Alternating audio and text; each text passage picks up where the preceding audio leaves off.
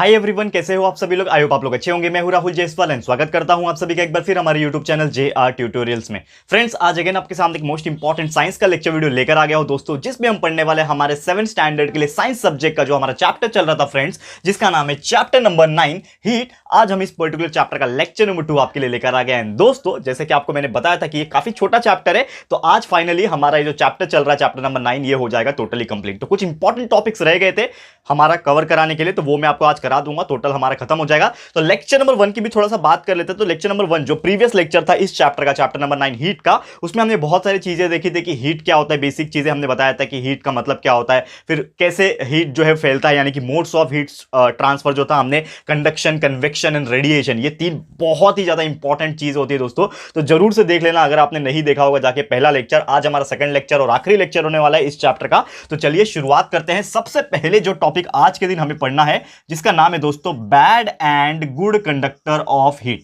ठीक है, bad and good conductor of heat, यानी कि हीट के क्या होते हैं गुड कंडक्टर, क्या होते हैं बैड कंडक्टर, ये हम लोग को सबसे पहले पढ़ना है। तो सबसे पहली बात, आपको हीट का मतलब तो पता चली गया, क्योंकि हीट जो है एक जगह से दूसरी जगह ट्रैवल करता है, चाहे वो कंडक्शन के माध्यम से ट्रैवल करे, चाहे वो कन्वेक्शन के माध्यम से ट्रैवल करे, चाहे वो रेडिएशन के माध्यम से। ये सभी चीज हमने डिस्कस किया हुआ है हमारे पहले लेक्चर में। आज हमारा सेकेंड लेक्चर का जो पहला टॉपिक है good and bad conductor of heat. इसमें क्या होता है, नॉर्मली कोई भी एक ऑब्जेक्ट ले लो, अगर ऑब्जेक्ट के अंदर से हीट जो है बड़ी आसानी से, बहुत सरल भाषा में बता रहा हूं दोस्तों, इससे इजी और कोई नहीं बताएगा, कि अगर कोई भी ऑब्जेक्ट लेट सपोज मैं आपको बताने की कोशिश करूं कि समझ लो ये मेरा ऑब्जेक्ट है, कोई भी एक मटेरियल है, वो मटेरियल किस चीज से बना है अभी उससे लेना देना नहीं है, मैं बताऊंगा बाद में। लेकिन समझ लो ये मेरा ऑब्जेक्ट है, यहां पे मैंने हीट किया और यहां पे भी हीट हो गया, यानी कि अगर यहां से हीट सप्लाई कर रहा हूं एंड ये हीट जो है पूरा यहां से ट्रैवल करते करते करते करते यहां तक पहुंच गया, अगर ऐसा हो रहा है, यानी कि उसके अंदर से जो हीट है, जो गर्मी होती है, जो ऊष्मा होती है, जो एनर्जी होती है, वो हर एक जगह से पास होके जा रहा है।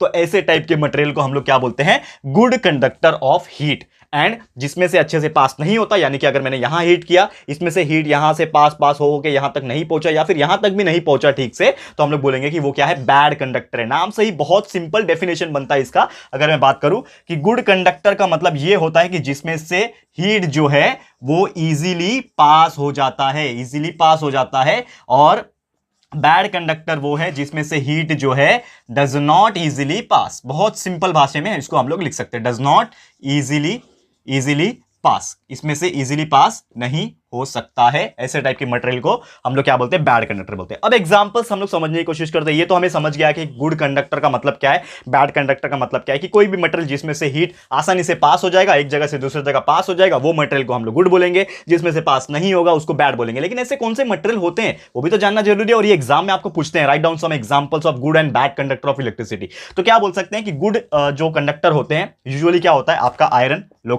लोखंड से बना हुआ जो भी चीज ले लो दोस्तों, चाहे बर्तन हो, चाहे कुछ भी चीज हो, चाहे एक रॉड ले लो, सलिया, एक काम करना सलिया लेके, लेकिन आपको हो सकता है थोड़ा रिस्क हो जाएगा, आपके हाथ जल सकते हैं, लेकिन करना मत दोस्तों। आप ये इमेजिन कर लो जैसे कि आपका एक लोखंड का रॉड है, उसको मैंने आग के पास रख दिया, एक एंड आग के पास रख दिया, तो जैसे आप उसको गर्म करोगे तो पूरा का पूरा हाथ जो है आपका गर्म हो जाएगा। क्यों? चटका लग जाएगा आपको। क्यों? क्योंकि भले आप यहां पे हीट सप्लाई कर रहे हो, लेकिन वो पूरा हीट जो है यहां तक फैल गया, और जैसे ही जहां पे आपने पकड़ा रहेगा वहां पे भी आपको गर्मी महसूस होगी। तो आयरन हो गया, एल्यूमिनियम हो गया, फिर आपका स्टील से बने हुए जो भी बर्तन होते हैं आपके, एल्यूमिनियम, स्टील, कॉपर होता है इसे ना, कॉपर, सीयू। तो ये सभी चीज में क्या होता है कि आप कहीं पे भी हीट सप्लाई करो, पूरे बर्तन में, पूरे मटेरियल में फैल जाता है, इसीलिए इसको बोला जाता है गुड कंडक्टर ऑफ हीट।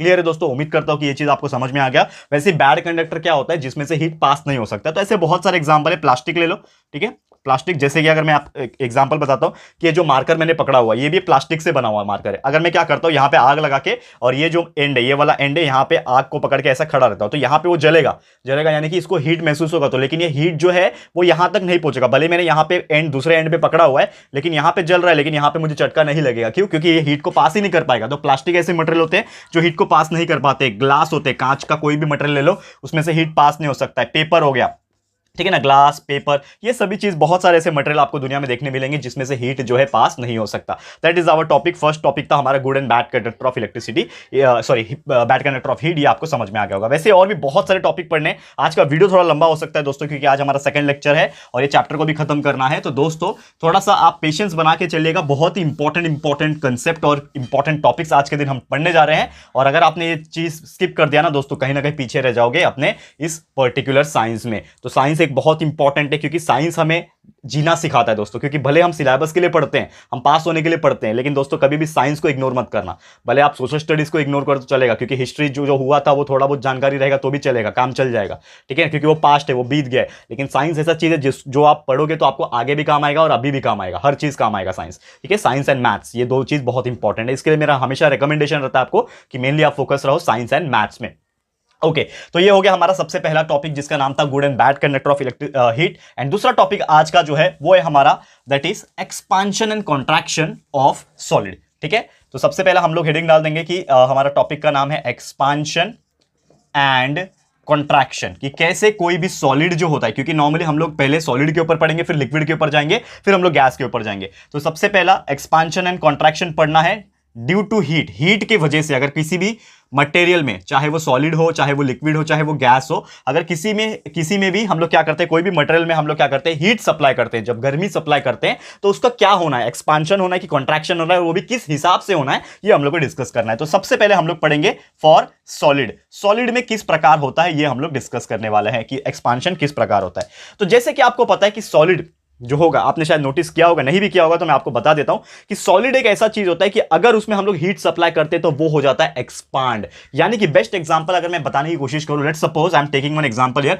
एक मेरे पास छल्ला है, छल्ला मतलब रिंग, पता है ना आपको, रिंग, ठीक है। रिंग बनाने की कोशिश करता हूं, यहां पे समझ लो एक रिंग है, और रिंग में से मैं क्या करता हूं दोस्तों, एक बॉल है मेरे पास, ठीक है ना, एक मेटल का एक टुकड़े का बॉल है, एक समझ लो आयरन बॉल है, समझ लो क्या है ये, आयरन, एफई, फेरस होता है ना आयरन, एफई, तो फेरस मतलब आयरन का बॉल है, और ये रिंग में से पास करूंगा तो ये बॉल जो है ये रिंग में से आसानी से पास हो जाएगा और यहां पे आ जाएगा फिर से, यानी कि ये रिंग में से पास होके घुस के अंदर से चला गया। लेट सपोज यहां पे मेरा छल्ला था तो मैंने ये समझ लो बॉल डाला, तो बॉल जैसे ही डालूंगा वैसे ही डाल के इसमें से निकाल लिया मैंने, ठीक है। अब वही बॉल है, वही रिंग है, सेम।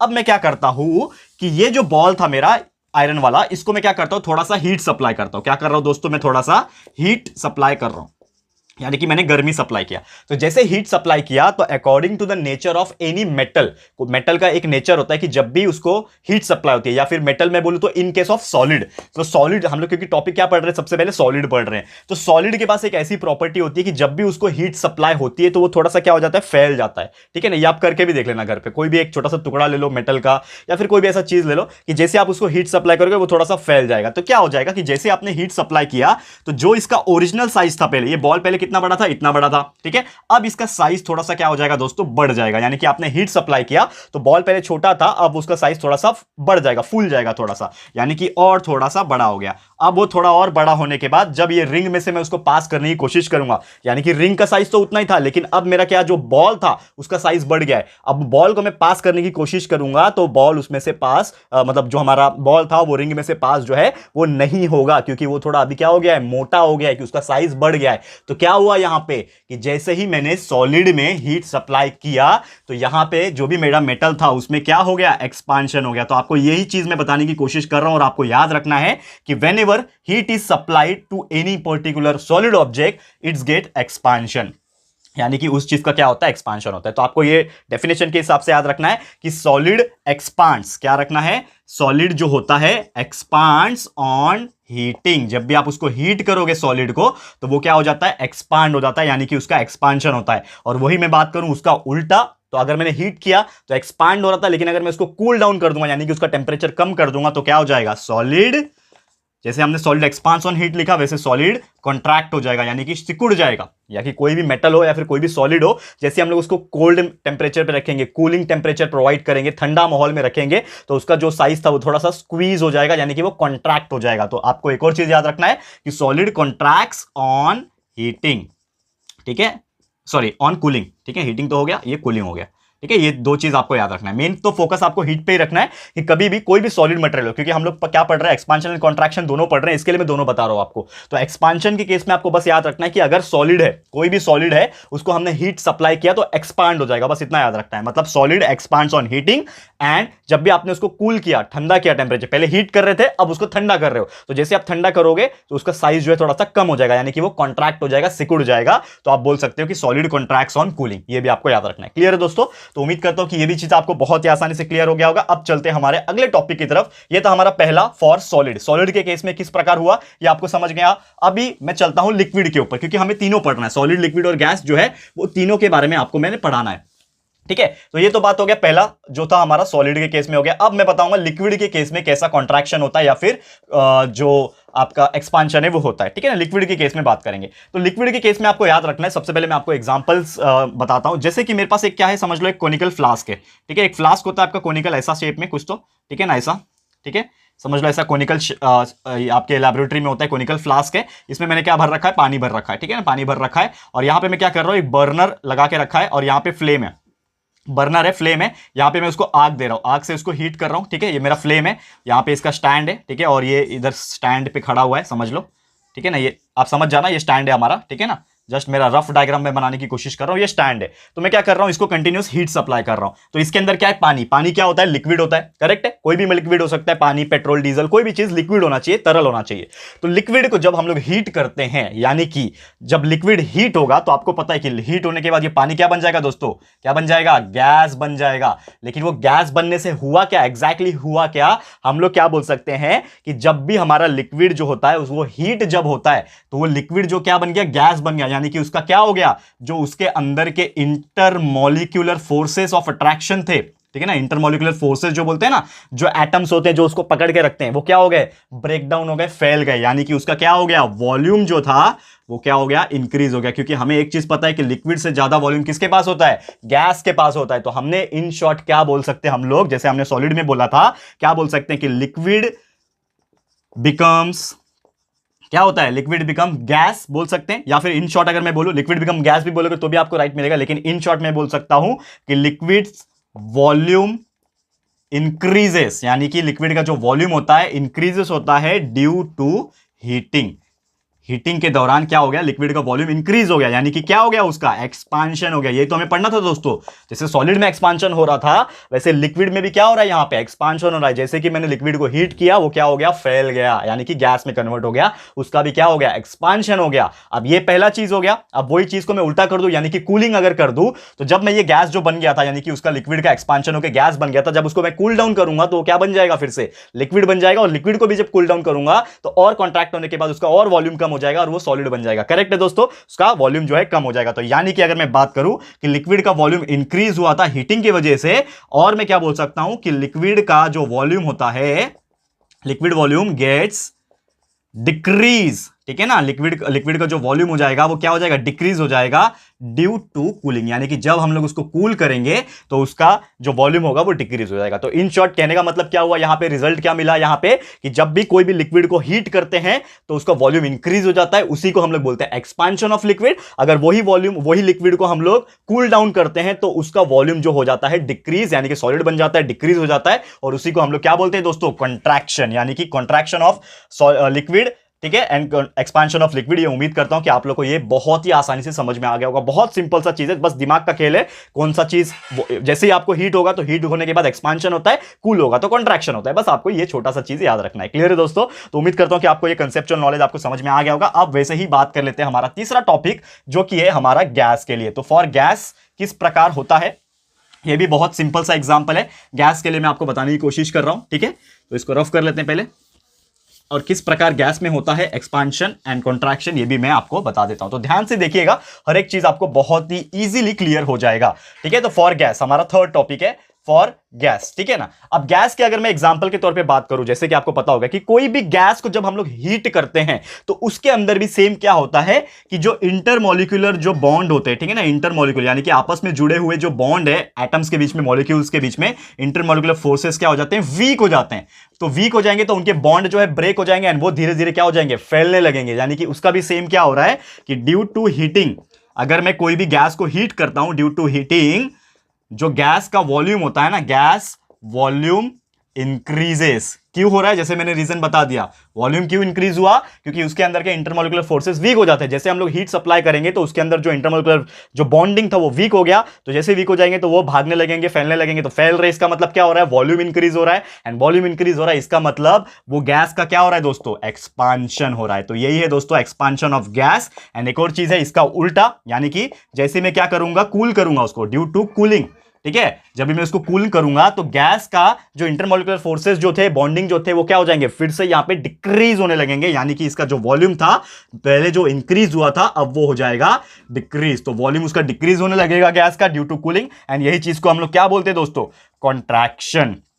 क्या बोलते हैं, कॉन्ट्रैक्शन बोलते हैं। क्लियर है? तो उम्मीद करता हूं that is expansion and contraction due to heat, जो आपका पहला था solid for liquid and for gas, ये आपको टोटली इजीली समझ में आ गया होगा। कोई भी चिंता एंड परेशानी की बात नहीं है, बहुत ही आसानी से क्लियर हो गया होगा। अब चलते हैं हमारे अगले टॉपिक की तरफ, जो कि हमारा आखिरी टॉपिक है इस पर्टिकुलर चैप्टर का, जिसका नाम है दोस्तों थर्मस फ्लास्क। ठीक है, अब थर्मस फ्लास्क सुन के आपको बहुत सारी चीजें याद आएगी, बचपन की भी यादें आ जाएंगी, मुझे भी याद आती है कि हम बचपन में और अभी भी बहुत सारे केसेस में हम करते हैं, हॉस्पिटल्स वगैरह जब जाते हैं तो हम थर्मस में चाय पीते हैं या फिर गर्म पानी रखते हैं या फिर गर्म गर्म दूध रखते हैं, और वो लंबे समय तक उसमें गर्म रहता है। क्योंकि नॉर्मल हम लोग अगर एक नॉर्मल बॉटल में अगर रखते हैं, ठीक है ना, कोई नॉर्मल सा बॉटल है उसमें हम लोग कोई गर्म चीज रखते हैं तो वो ज्यादा से ज्यादा 15 मिनट 10 मिनट के अंदर वो ठंडा हो जाता है, करेक्ट है। लेकिन अगर हमें ज्यादा लंबे समय तक हमें क्या करना होता है कि जो गर्म पानी होता है या फिर दूध होता है, चाय होता है, उसको गर्म रखना है, तो हम लोग थर्मस फ्लास्क के अंदर रखते हैं। और आपके मन में डायग्राम भी छप गया होगा कि कैसे होता है थर्मस फ्लास्क, लेकिन मैं आपको सब कुछ बताऊंगा तो आपको चिंता नहीं करना है। तो इंपॉर्टेंट टॉपिक है थर्मस फ्लास्क, और ये एग्जाम में पूछता है, right short note on thermos flask, ऐसे क्वेश्चन पूछ रहे हैं, या फिर what is thermos flask explain करो, ऐसे टाइप के एक्सप्लेन क्वेश्चन पूछेंगे। ठीक है, अब थर्मस फ्लास्क में सबसे इंपॉर्टेंट चीज है कि एक साइंटिस्ट था जिन्होंने इसको इन्वेंट किया था एंड बनाया था सबसे पहली बार, जिनका नाम था सर जेम्स दीवार।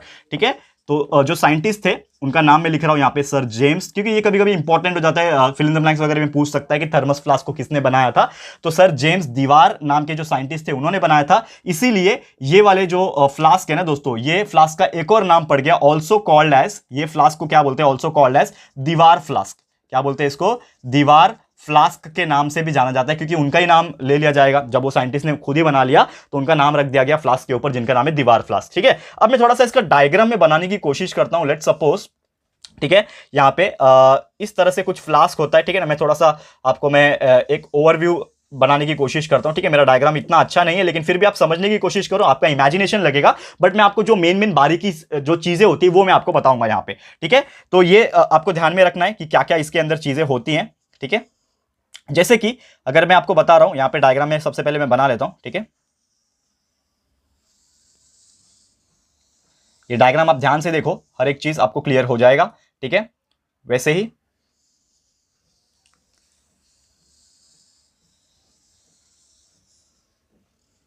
ठीक है, तो समझ लो ये आपका डायग्राम है, ठीक है। ये मैं बनाने की कोशिश कर रहा हूं ये डायग्राम, ठीक है। ओके, अब देखो मेन इसमें कंपोनेंट्स क्या होते हैं, क्योंकि देखो डायग्राम तो आपको कहीं से भी मिल जाएगा, लेकिन मेन बात क्या है, मैं इसके अंदर जो कंपोनेंट्स है वो मैं आपको बताने की कोशिश कर रहा हूं। तो कंपोनेंट्स क्या होता है, सबसे पहली बात आप देखोगे, समझ लो इसके अंदर मैंने क्या भर के रखा है, पानी या फिर गर्म पानी भर के रखा है, हॉट वाटर। ठीक है, इसके अंदर मैंने क्या भर रखा है, हॉट वाटर रखा है।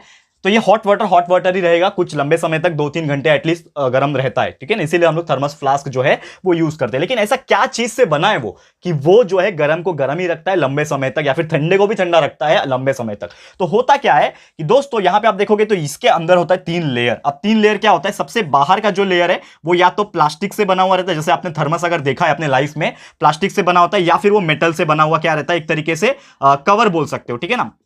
बाहर का लेयर हो सकता है मेटल या फिर प्लास्टिक का कवर होता है, जार भी बोल सकते हो आप, ये होता है। अब उसके बाद अंदर आपको ये एक तरीके से खाली जगह देखने मिलेगा, ये वाला जगह, ठीक है ना। ये वाला जो जगह आपको दिख रहा है, ये मैं बनाने की कोशिश कर रहा हूं, ये हाथ मेरा उंगली देखो, ये वाला जो हिस्सा दिख रहा है आपको, ये पूरा का पूरा एक खाली जगह है, ठीक है। ये पूरा का पूरा एक खाली जगह है। तो ये जो खाली जगह है ना दोस्तों, इसके अंदर होता है वैक्यूम, जो कि हमारा सबसे मेन हथियार है।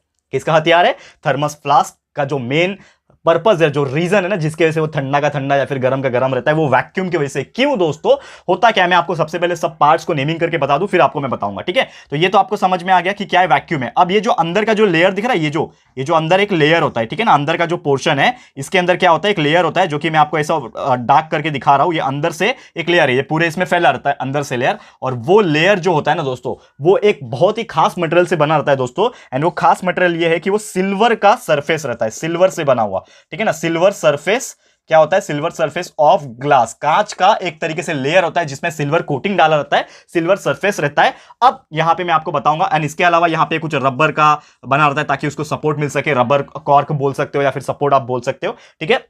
बट अब ये मेन चीज मैंने आपको बता दिया, लेकिन होता क्या है यहाँ पे कि जैसे ही आपने ढक्कन खोला, ये आपको ढक्कन दिख जाएगा, लीड बोल सकते हो आप लोग। ढक्कन खोला, इसके अंदर पानी डाला तो इसके अंदर पानी आ गया गरम गरम, ये पानी आ गया गरम गरम। लेकिन ये जो पानी होता है, अब आप बोलोगे कि गर्म पानी ठंडा कैसे होता है, मैं पानी का एग्जांपल देके समझाता हूं कि पानी जो होता है आपका गर्म है अगर, और आपने नॉर्मल सा बॉटल में रखा हुआ है, तो क्या करेगा कि आपको पता है कि हमारा एक हीट एक्सचेंजिंग प्रॉपर्टी होती है, ये शायद पहले भी आपने पढ़ा होगा, हीट एक्सचेंज की प्रॉपर्टी, कि अगर कोई चीज गर्म होती है तो वो ठंडे ऑब्जेक्ट में जाके इक्विलिब्रियम बनाता है, यानी कि बैलेंस बनाने की कोशिश करता है। यानी कि अगर एक जगह बहुत गर्म है, दूसरी जगह ठंडा है, तो वो गर्म वाला चीज ठंडे में जाएगा और दोनों का टेंपरेचर सेम बनाने की कोशिश करेगा। तो सेम नॉर्मल बॉटल में क्या होता है कि जो गर्म था वो अपना हीट जो है, टेंपरेचर जो है, उसको लॉस कर रहा है टू द एनवायरमेंट। लेकिन इसमें क्या होता है कि वो भी अपना सेम जो हीट है वो बाहर निकालने की कोशिश करेगा, लेकिन उसको क्या रोक रहा है, सबसे पहले जो सिल्वर सरफेस का जो कोटिंग था यहां पे, वो उसको उधर ही रोक रहा है। एक लेयर दे सबसे पहले, अब ये जो हीट है मेरा, वो हीट बाहर जाने की कोशिश कर रहा है, बॉटल से बाहर जाने की कोशिश कर रहा है, यानी थर्मस फ्लास्क से वो बाहर जाने की कोशिश कर रहा है। लेकिन उसको कौन रोक दिया, बीच में कौन रोक दिया, उसने उसको रोक दिया सिल्वर के ग्लास के लेयर ने रोक दिया। ये पहला लेयर हो गया। अब सपोज कि सिल्वर ग्लास को भी ब्रेक करके कुछ टेंपरेचर जो है वो बाहर चला गया, लेकिन बीच में रास्ते में क्या आ गया, वैक्यूम। तो वैक्यूम क्या होता है, मीडियम है क्या, कोई भी मीडियम ही नहीं है वो, क्योंकि हमें पता है दोस्तों कि कभी भी हीट जो है वो लॉस कैसे होता है, थ्रू ए मीडियम। कोई एक मीडियम से लॉस होता है, या तो वो सॉलिड मीडियम होना चाहिए, तो लिक्विड होना चाहिए, तो गैस होना चाहिए। लेकिन जो बीच में वैक्यूम आपने डाला वो कोई मीडियम ही नहीं है, तो हीट लॉस होने का सवाल ही नहीं उठता। यानी कि जो अगर थोड़ा बहुत हीट यहां से सिल्वर सरफेस से पास हुआ भी रहेगा तो उसको कौन रोक देगा, वैक्यूम जो है वो रोक देगा। एंड जैसे ही वैक्यूम रोक देगा, और बाई चांस जैसे कि आपको पता है कि कोई भी चीज परमानेंट नहीं होती, तो वो हीट धीरे धीरे ऑटोमेटिकली लॉस होगा ही, लेकिन वो लॉस जितना भी हो जाएगा फिर उसको कौन रोक देगा, प्लास्टिक या फिर मेटल जार जो है रोक देगा। एंड धीरे धीरे करके आपका ये जो गर्माहट है, यानी कि जो टेंपरेचर था, जो हीट था, वो ट्रैप होकर रह जाएगा कुछ लंबे समय तक नॉर्मल टेंपरेचर के अकॉर्डिंगली। यानी कि अगर मैं आपको बात बताऊं कि नॉर्मल बॉटल के अंदर नॉर्मल कंडीशन में अगर जो गर्म चीज ज्यादा से ज्यादा हाफ एन आवर, ठीक है ना, आधा घंटे तक अगर वो गर्म रह सकता है, तो वही थर्मस फ्लास्क के अंदर वही चीज जो होगा दोस्तों, कम से कम दोस्तों 2 से 3 घंटा जो है वो गर्म हो सकता है। तो समझ लो कितना इंपॉर्टेंट चीज है हमारा थर्मस फ्लास्क। ठीक है दोस्तों, तो ये क्यों हुआ, because of the silver surface, जो कि हीट को रिफ्लेक्ट कर रहा था अंदर की तरफ। हीट अगर जाने की कोशिश भी कर रहा था, लेकिन उसी को वो रिफ्लेक्ट कर दे रहा था, इसके लिए वो ज्यादा लंबे समय तक हीट जो है अंदर ही अंदर घूम रहा था। एंड वो जो भी मटेरियल होगा आपका, चाहे वो पानी हो, चाहे वो चाय हो, चाहे वो दूध हो, गरम गरम, वो उसको गर्म ही रखेगा लंबे समय तक। क्लियर है दोस्तों, तो यही था इसका कंसेप्ट थर्मस फ्लास्क का, उसका प्रिंसिपल, उसका कंस्ट्रक्शन और कैसे होता है, ये सभी चीज मैंने आपको बताने की कोशिश की है। और यही था हमारा आखिरी टॉपिक इस पर्टिकुलर चैप्टर का। तो फाइनली होता है हमारा ये टॉपिक एंड ये चैप्टर दोस्तों, जिसका नाम है चैप्टर नंबर 9 हीट, ये होता है टोटली कंप्लीट। ठीक है दोस्तों, तो आज के लिए इतना ही, चैप्टर भी खत्म हो गया। तो जल्द मिलेंगे आपके सामने एक नए चैप्टर के साथ, जल्दी लेकर आऊंगा आपके लिए और एक बेहतरीन साइंस का लेक्चर वीडियो, जिसमें आपको और भी बेहतरीन जो चैप्टर्स आपके रह गए दोस्तों, सब के सब मैं धीरे धीरे कंप्लीट करा दूंगा। आपको बस बने रहना है हमारे साथ। और ये वीडियो और ये चैप्टर आपको कैसा लगा है दोस्तों, प्लीज हमें कमेंट करके बताना है और अपनी राय और सजेशन जरूर से देना है दोस्तों। और अगर आपको ये वीडियो पसंद आया है, यूजफुल लगा है फ्रेंड्स, तो प्लीज वीडियो को लाइक कीजिएगा, शेयर कीजिएगा अपने सारे फ्रेंड्स लोग के साथ, फटाफट से शेयर कर दो। एंड अगर आपने अभी तक इस चैनल को सब्सक्राइब नहीं किया है, तो फटाफट से हमारे चैनल को भी सब्सक्राइब कर देना, साथ में बेल आइकन को प्रेस कर देना, ताकि जब भी हम लोग वीडियो लेकर आएंगे आप लोग को नोटिफिकेशन मिलती रहेगी। ठीक है फ्रेंड्स, तो मिलते हैं हमारे अगले वीडियो में। ये वीडियो देखने के लिए thank you and good bye.